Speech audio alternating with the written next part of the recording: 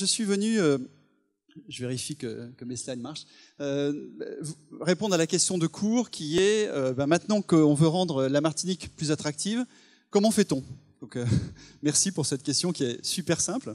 Donc je n'ai pas la prétention d'y répondre totalement, mais quand même de souligner les meilleures pratiques qu'on peut trouver à l'international sur... je ne sais pas pourquoi il y a une petite musique qui passe en ce moment.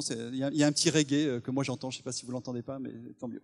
Donc moi j'ai la chance d'avoir un petit reggae dans une oreillette que je n'ai pas. Donc je vais essayer de vous donner un point de vue qui est plutôt celui de la théorie, mais aussi celui de la pratique. La théorie, parce que j'enseigne la marque à Sciences Po, donc dès qu'on parle de marque ou de marque attractive, le sujet m'intéresse forcément. Ça fait 10 ans que j'enseigne sur ce sujet et que je regarde ce qui se passe dans le monde. Et aussi, j'ai essayé de trouver pour vous quels étaient les 3-4 exemples les plus inspirants de ce qui avait pu se faire depuis quelque temps en matière de communication territoriale qui pourrait faire sens, qui pourrait inspirer votre démarche en Martinique. Alors quand même, un tout petit rappel, je ne vais pas jouer les profs, il y a beaucoup de définitions de la marque, mais simplement, qu'est-ce qu'une marque et pourquoi qu'il est important de considérer un territoire comme une marque, et pas simplement un yaourt comme une marque ou un service comme une marque. À la question « qu'est-ce qu'une marque ?» J'aime beaucoup la réponse qu'en faisait Steve Jobs. Donc, vous savez qu'une des raisons pour lesquelles vous avez des problèmes techniques, c'est que vous n'utilisez pas un Apple, mais un ordinateur qui s'appelle un Acer, ce qui est une très mauvaise idée. Donc, nous, on est l'agence d'Apple depuis 1984, donc je ne sais même pas comment j'arrive à appuyer sur ces boutons que je ne comprends pas. Et d'ailleurs, j'avais amené mon Mac au cas où pour vous dépanner, si jamais vous aviez eu des problèmes. Et en l'occurrence, à la question qu'est-ce qu'une marque, Steve Jobs avait une réponse que je trouve particulièrement percutante, même si on peut définir la marque de multiples manières. Il disait en fait la marque c'est de la confiance, brand is trust. Et c'est ça le sujet. Le sujet c'est comment donner une valeur ajoutée immatérielle de confiance à votre offre, à votre produit, à votre service ou à votre territoire. Et c'est un enjeu d'autant plus important que, comme vous le savez, la confiance, on met beaucoup de temps pour la gagner, mais on met très peu de temps pour la perdre. Et donc, et c'est pareil pour les marques, on le voit de plus en plus avec l'ubérisation. On peut créer dans la durée des marques très fortes qui subitement peuvent se trouver, j'allais dire, dans le feu de l'actualité ou abîmées par des événements comme ça a été le cas de certaines marques territoriales dont la vôtre. N'oubliez pas que la marque, c'est le critère de choix différenciateur dans un univers concurrentiel. Vous-même êtes des marques, vos enfants sont des marques. Ils ne sont pas des marques tous les jours, je vous rassure. La naissance du bébé d'Anne-Emmanuel au 2e rang, c'est pas tout de suite une marque. Néanmoins, quand il sera sur le... Et en plus, tu tweets. Et donc, quand votre enfant, les miens c'est le cas, seront sur le marché du travail, le marché de l'emploi, à la sortie de leurs études, de fait, ils deviennent une marque. Ils deviennent en concurrence avec d'autres marques qui sont des enfants ayant suivi une certaine formation. Donc, il y a marque dès qu'il y a concurrence. Et c'est le critère de choix. C'est-à-dire que la différence, au fond, si je vous fais goûter à l'aveugle ces 3 produits, il est probable que vous ne saurez pas me dire lequel est le meilleur. Et d'ailleurs, c'est l'objet du Pepsi Challenge aux États-Unis depuis plus de 30 ans, que de faire reconnaître que quand on enlève la marque, les gens préfèrent Pepsi, alors que dès qu'on met la marque, les gens préfèrent Coca-Cola.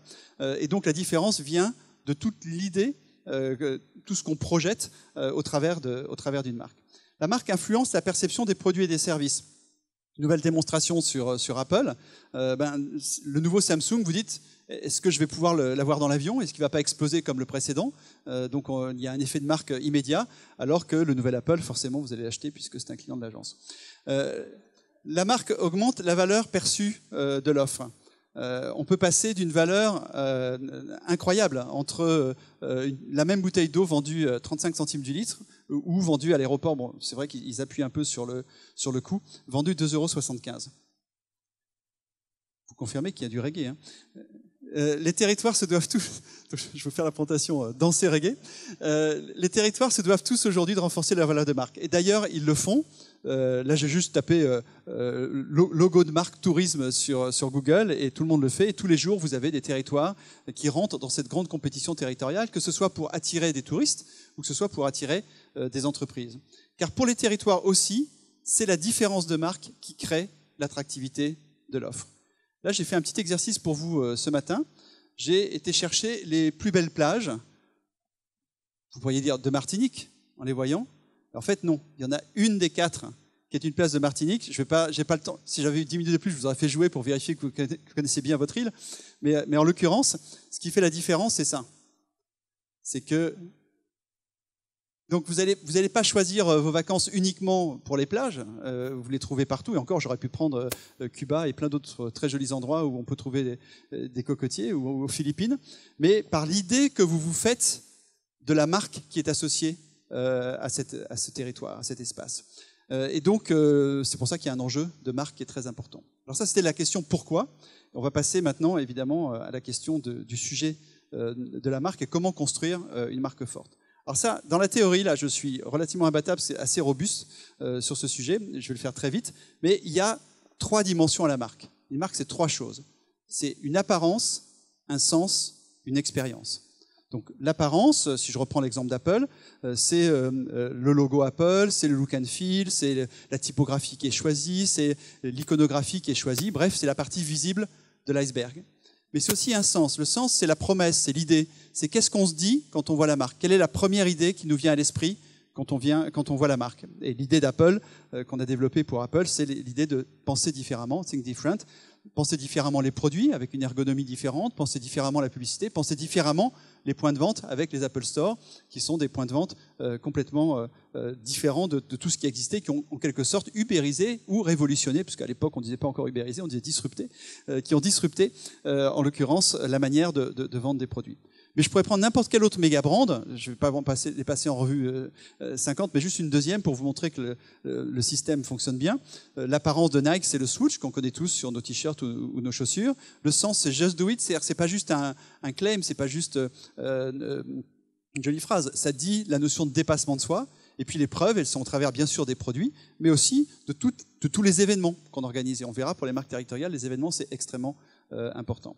Et donc, ce qui est vrai pour toutes les marques, pour toutes les méga-brands, est aussi vrai pour les marques territoires. Et donc, une marque territoire, c'est aussi une apparence. Et là, je veux rendre hommage à la marque territoire qui a créé peut-être le logo ou l'idée logo la plus forte de l'histoire, qui a été toujours copiée, jamais égalée, I Love New York. Ça date quand même maintenant de plus de 20 ans, je dirais même plutôt 30 d'ailleurs. Et c'est aussi un sens et une expérience. Le sens, c'est la capacité à répondre à la question « Qu'est-ce qui manquerait au monde si vous n'existiez pas ?» Et à trouver, alors pas forcément en un mot, là pour l'Inde ils l'ont trouvé en un mot, mais ça peut être en quelques mots. Think different, c'est 2 mots, just do it, c'est 3 mots, donc on n'est pas obligé de le trouver en un seul mot, mais quand même de trouver la promesse qui marche pour vous mieux que pour n'importe qui d'autre au monde. Et c'est vrai que Incredible India, qui est un des modèles du genre, est une promesse qui marche tellement bien. Pour ceux d'entre vous qui ont eu la chance de visiter l'Inde, c'est vrai que la plupart, le commentaire quand on revient de l'Inde, c'était incroyable. Et on a été surpris par la richesse de l'Inde partout. Et donc, Incredible India est une phrase très simple et en quelque sorte le just do it, le think different de l'Inde qui lui convient parfaitement. Mais pour prendre un autre exemple, la Nouvelle-Zélande, c'est 100%, 100% pure New Zealand, c'est la pureté. Et c'est vrai, là aussi, si vous avez été en Nouvelle-Zélande, si vous avez eu la chance de vivre cette expérience, vous avez ressenti cette incroyable pureté, pureté de l'air, pureté des grands espaces. Et donc, vous dites, oui, c'est vrai, c'est probablement un des pays où on ressent le plus cette sensation, en quelque sorte, d'absolue pureté, qui a créé le concept sur lequel vit aujourd'hui la Nouvelle-Zélande. Et puis, bien évidemment, c'est l'apparence, c'est le sens, mais c'est l'expérience. Et c'est l'expérience qui décide si ce que vous dites est vrai ou est faux. Si vous êtes déçu par une marque, tout s'effondre. Donc rien n'est plus important que l'expérience. Et donc, c'est ça qu'il faut cultiver, par des initiatives, par des actions et par la communication. Alors là, comme je voulais quand même passer à des choses un peu amusantes, je vous ai sorti un des exemples les plus étonnants de la communication expérientielle d'un pays des 2 dernières années. Alors peut-être certains d'entre vous connaissent ce cas parce qu'il est devenu relativement célèbre. Alors pardonnez, la vidéo est en anglais, mais d'abord votre anglais est parfait et ensuite elle est très facile à comprendre. Et l'idée est la suivante, c'est que les Suédois c'est une contrée qu'on a plutôt envie de visiter parce qu'elle est assez attirante dans le nord de l'Europe, etc. Mais les Suédois eux-mêmes sont perçus par beaucoup comme des gens relativement peu accueillants. C'est pas comme en Martinique où vous êtes perçus comme super accueillants, mais eux, les Suédois, ils sont perçus comme super pas accueillants, comme des gens un peu froids, un peu rigides, un peu distants, etc. Je sais que certains ont vu un 2e degré dans la question sur l'accueil de Martinique. Pas du tout, c'était totalement au 1er degré. Et Je t'interdis, Franck, de rire au troisième rang. Et donc, ils ont trouvé une idée toute simple d'expérience pour transformer l'image d'accueil du pays. Et c'est quoi l'idée? L'idée, c'est, et si il y avait un numéro de téléphone qu'on rend public dans le monde entier et qui va permettre de manière totalement au hasard d'appeler un habitant, qui a accepté quand même à l'avance d'être appelé, d'un habitant du pays, en l'occurrence de la Suède, pour répondre à toutes vos questions. Et voilà ce qu'est devenu cette belle histoire, jusqu'au Premier ministre suédois qui a répondu au téléphone à un étranger qui appelait pour poser une question.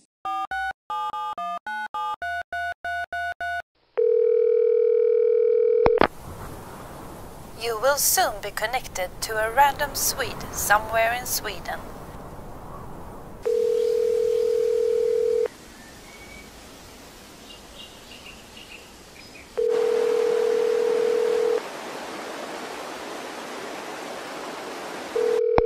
Hello, Sweden speaking.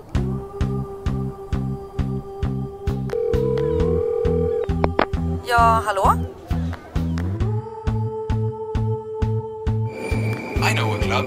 You'll love it. It's morning here.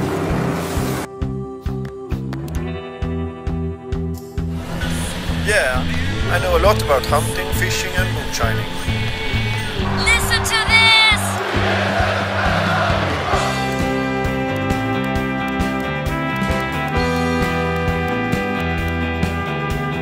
1, 2, 3.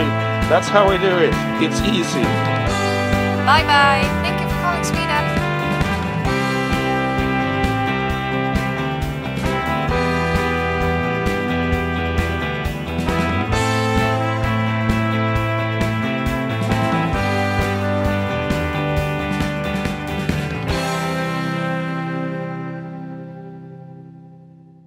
Alors ça, c'est, j'allais dire, la communication classique des territoires, c'est-à-dire gérer l'apparence, avoir un système graphique reconnaissable qui permet d'imprimer des t-shirts, qui permet de fédérer, de créer une sorte de label un peu partout, avoir une vraie idée la plus spécifique possible et créer la meilleure expérience qui prouve cette idée.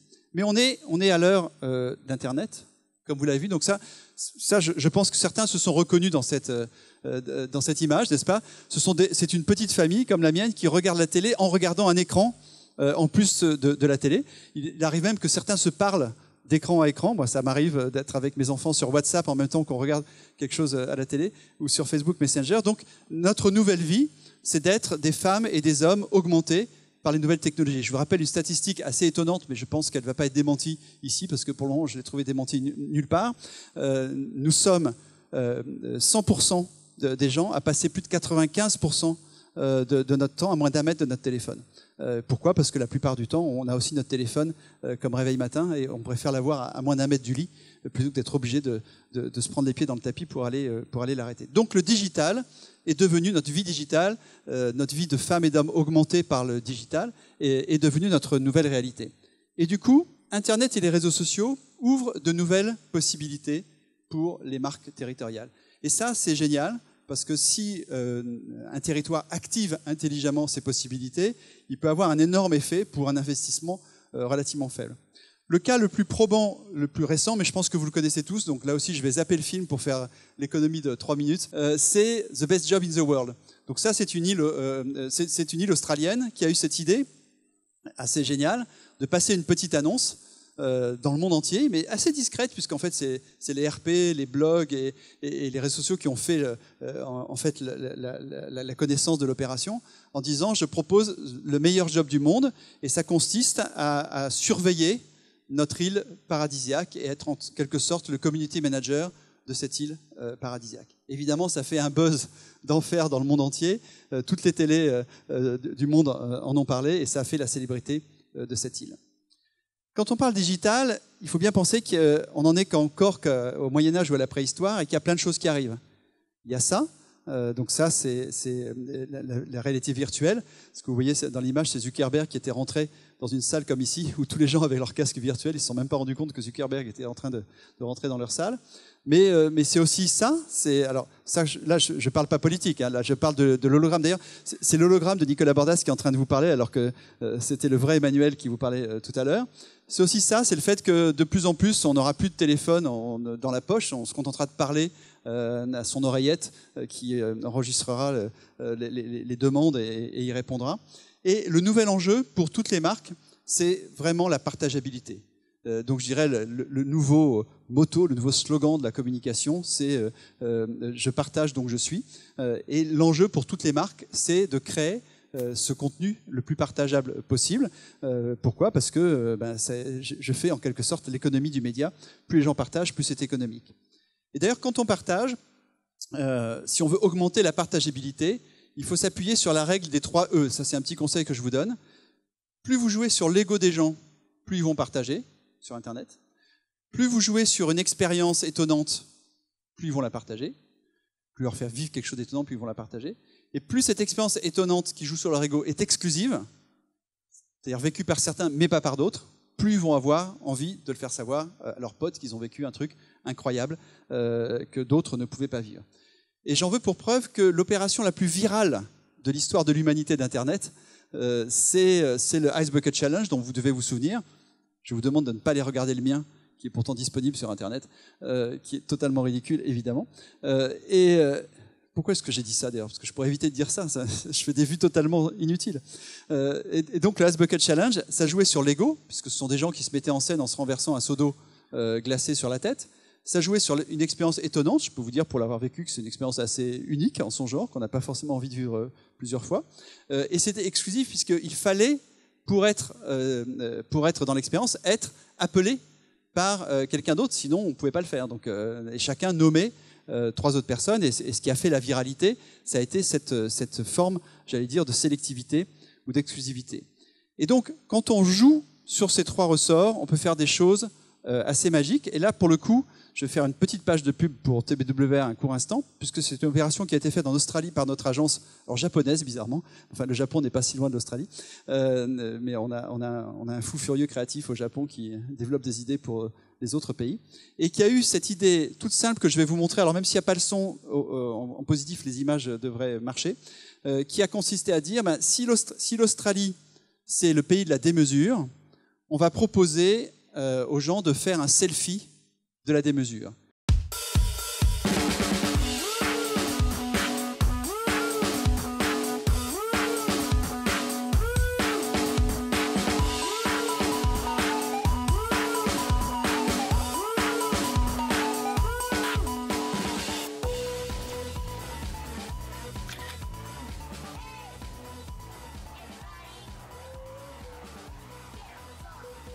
Donc en fait, au lieu de prendre un selfie normal, vous avez pris un giga selfie. Donc le principe, c'est qu'avec votre téléphone, vous donnez un signal avec votre téléphone, vous donnez un signal à une caméra qui est placée à plus de 150 mètres, qui va prendre la photo pour vous et va vous la renvoyer sur votre téléphone. Et du coup, vous pouvez partager avec vos amis le giga selfie. Et donc, les touristes australiens ont pu partager ces giga selfies ensemble, séparément, plusieurs. Donc voilà une idée qui, bien sûr, exploite la technologie, mais qui joue sur ce paramètre d'une expérience étonnante, partageable, vécue de manière un peu exclusive, puisque, je ne sais pas si vous avez déjà fait un giga selfie dans votre vie, mais moi, j'en ai toujours pas fait, puisque je n'ai pas été en Australie. Et quand on fait ça, les médias s'emparent de vous, vous faites l'événement, et du coup, le giga selfie est connu dans le monde entier, et arrive quelques milliers de kilomètres plus loin, ici, dans cette salle, en Martinique.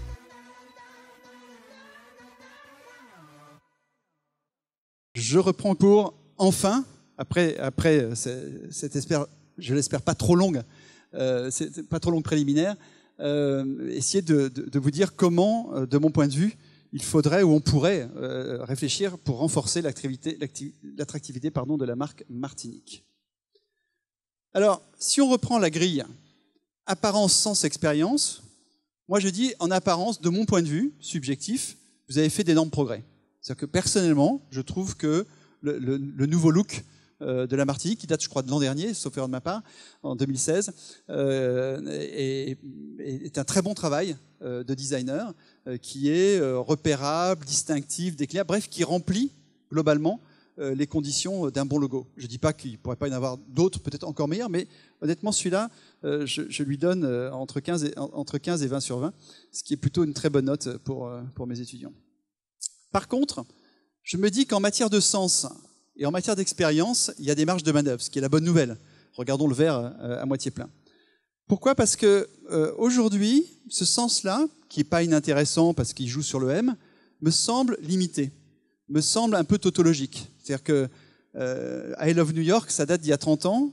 J'aime Martinique, c'est un peu la version française d'I Love New York, qui a un petit sens logique par rapport au M, mais qui ne dit pas ce que la Martinique a de spécifique, qui ne dit pas ce que la Martinique a de différenciant. Et en marketing, l'enjeu, c'est de dire sa différence. Le positionnement, c'est l'art de dire sa différence.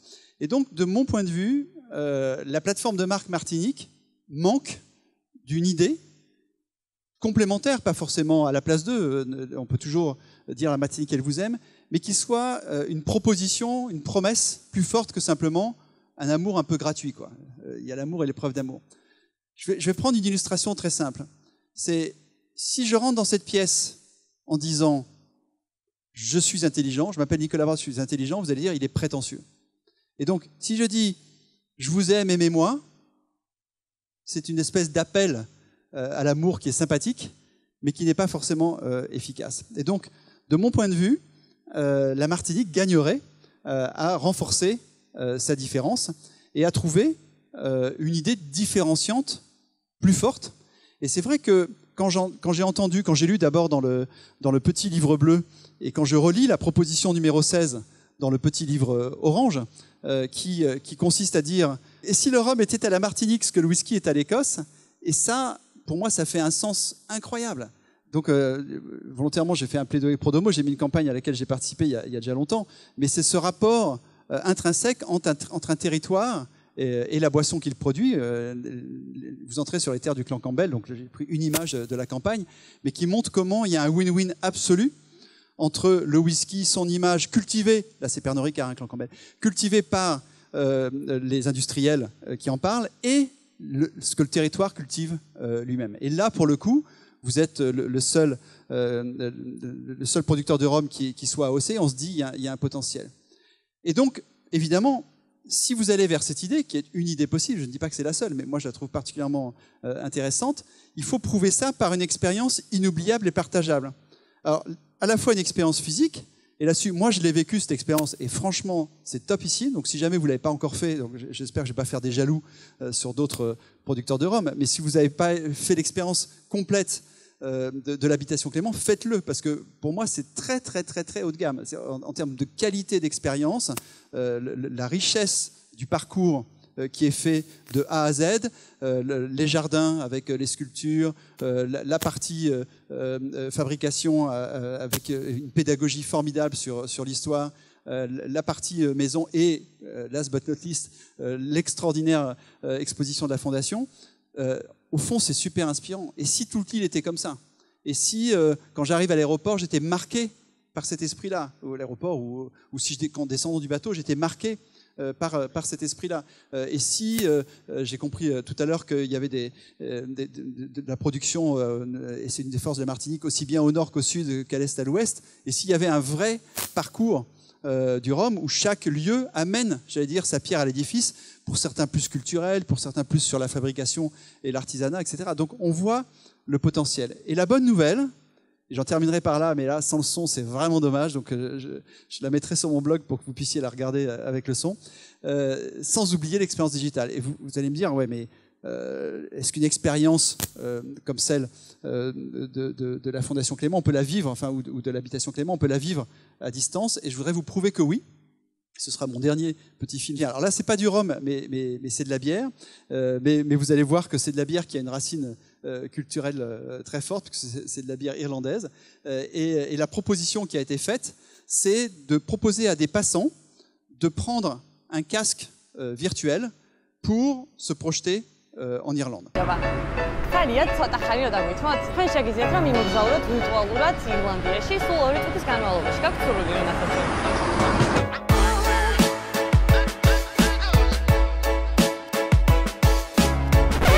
კი ბატონო, ყურსასმენი გაიკეთეთ და არ მოიხსნათ სათვალ.